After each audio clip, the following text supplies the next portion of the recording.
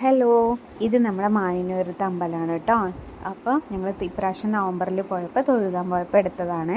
ഇത് അവിടുത്തെ കൽപ്പടവ് നല്ല നല്ല രസം കേട്ടോ. 2-3 കവാടങ്ങളുണ്ട് നമുക്ക് പ്രവേശിക്കാൻ വേണ്ടിയിട്ട്. നല്ല വിളിയേക്കണ ദേവിയാണ്. പിന്നെ നല്ല എന്താ പറയുക, പ്രകൃതി സൗന്ദര്യം നൽകിയൊരു നാട് തന്നെയാണ് കേട്ടോ. സത്യമായിട്ട് എനിക്ക് പറയാൻ വാക്കുകളില്ല. ഇതിന് കുട്ടികളെടുത്തൊരു വീഡിയോ ആണ്. പിന്നെ ഇത് ഞങ്ങളുടെ വീടിൻ്റെ ഫ്രണ്ടിൽ കൂടെ ഒരു കനാൽ പോകുന്നുണ്ട് കേട്ടോ.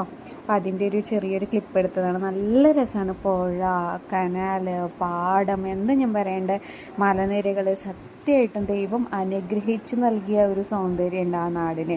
സത്യം പറഞ്ഞു കഴിഞ്ഞാൽ അത് എനിക്ക് പറയാൻ വാക്കുകളില്ല.